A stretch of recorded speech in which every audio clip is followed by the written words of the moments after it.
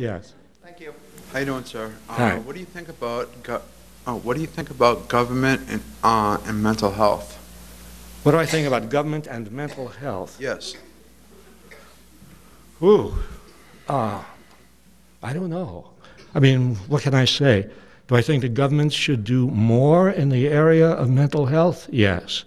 I mean, I think the government should do much more in the way of health. Leaving health and leaving mental health to private enterprise is not conducive to giving people the best medical care, whether it's in physical health or in mental health.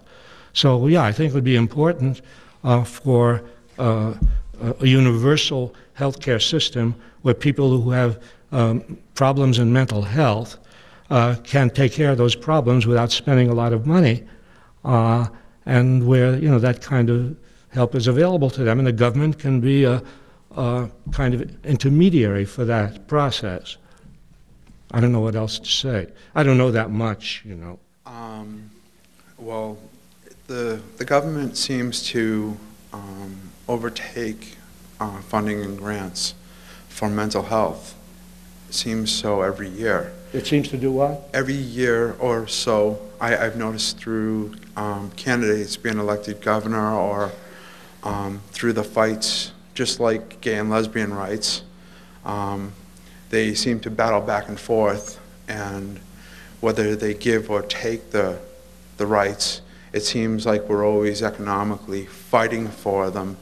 So it's a give or take war economics-wise as well as politically standing-wise for numbers of candidates who are against or positive.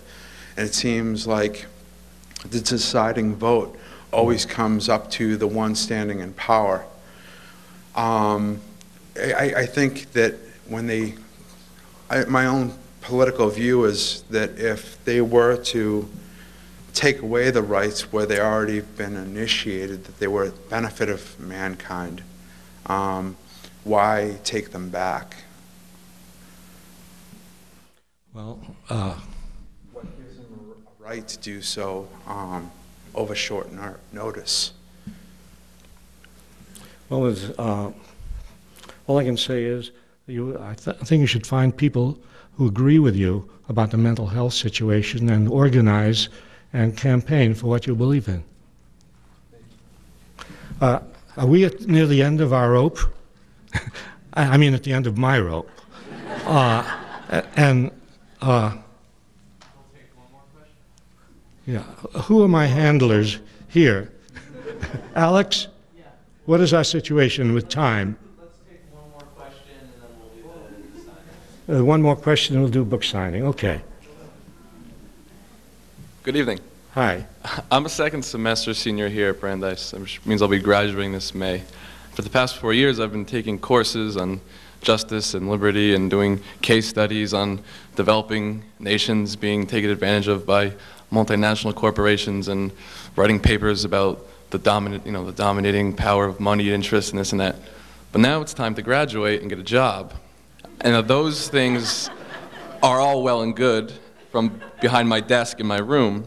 But when I look at my job options for next year, realistically, a lot of the things I'm looking at are consulting firms or jobs in the financial world. And I know I have a lot of friends also who are more politically liberal, who are taking jobs in investment banking and fields like this, not necessarily firms that have, dirty records human rights wise or something like this, but certainly part of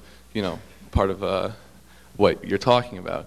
So someone like me who's more on the fence, I think I'm stuck in an ethical dilemma. I'm not exactly sure, where one goes in the situation. So I don't know if you have 2 minutes to talk me out of working for corporate America. What would you say?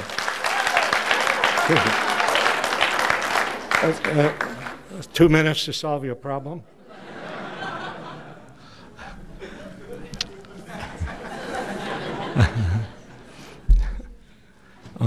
Actually, we all face that problem. We have to make a living, and we want to do something good in the world. And we have to find ways of doing it. Sometimes you can make a living, and in the way you make your living, you could do something good in the world. If only a small number of people are lucky enough to be able to do that, work for a nonprofit corporation, work for Amnesty International, work for a progressive magazine, et cetera, write good stuff and get published and that sort of thing. Some of us are lucky and we can do that. Most people cannot. And so what do most people do?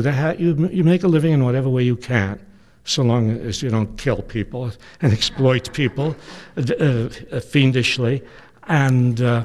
But you make a living in whatever way you can, but carve out part of your life and part of your time to be a citizen of the nation and of the world. It's harder. You have to do two things. It's like a woman who has to take care of kids and do a job at the same time. All of us have to do two things at once. And that's the reality of it. Thank you. Howard Zinn was a U.S. historian and political scientist. He wrote Original Zinn, Conversations on History and Politics, and A People's History of the United States. He died January 27, 2010, at the age of 87.